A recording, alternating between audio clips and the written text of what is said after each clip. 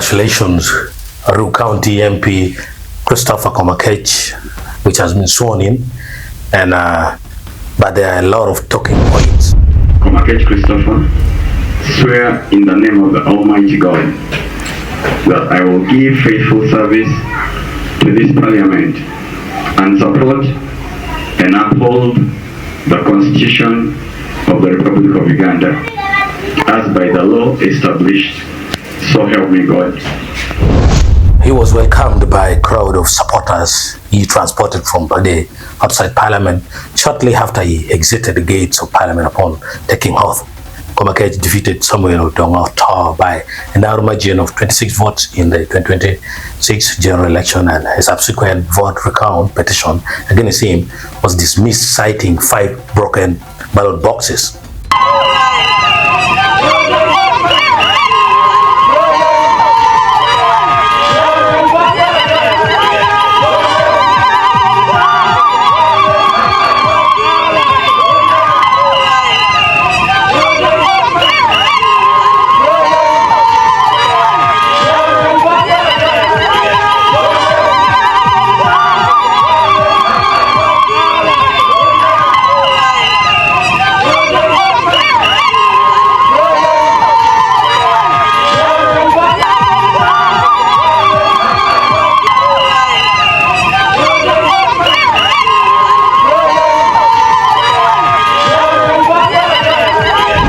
Have been many which raises legal question. Does this mean the hand for Odonga? This swearing in of a member of parliament in Uganda does not stop the court process. In fact, under the Parliamentary Elections Act, the legal challenge often only begins in earnest after the results are gazetted and the MP has taken their seat. Here is a breakdown of how the law handles the situation between Christopher Komakech and Odonga Otto.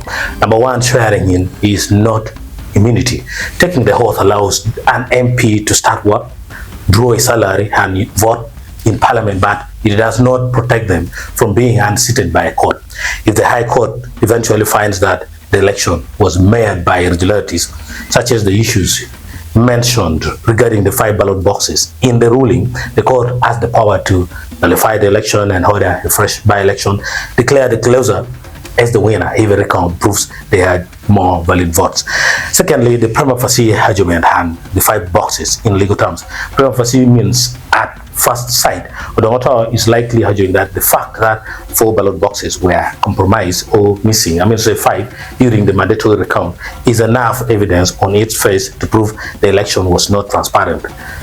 The mandatory recount rule, section 54 of the Parliamentary Elections Act, requires a mandatory recount that, like you already know, if the margin is less than 50 votes, as in this case where the margin was 26.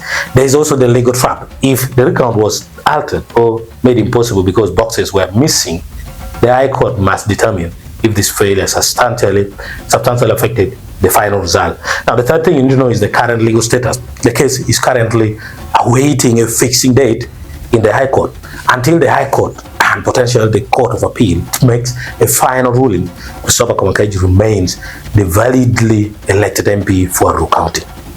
The fourth thing, addressing the political rumors in Bade. The rumors in Bade likely stem from the tension between the political reality. Komakech is in the seat and the legal reality. The case is still alive. Now, let's start with rumor 1. It's over because he is sworn in. This is false. Many Ugandan MPs have been thrown out of Parliament months or even years after swearing in following successful petitions. Now, the second rumor is the case is dead because the recount was dismissed. This is misleading. While the Chief Magistrate might have dismissed the initial recount because of the missing boxes chaos, the High Court has broader powers to investigate the entire election process, not just the count. So Komakech Christopher is the MP de jure by law for now, but his seat remains sub judice under judicial consideration. The swearing in ceremony was a procedural milestone, not a legal shield against Odonga's petition. The fate of Aruu County still rests with the High Court judge, who will eventually hear the evidence regarding those 4 ballot boxes. So congratulations to the MP de jure.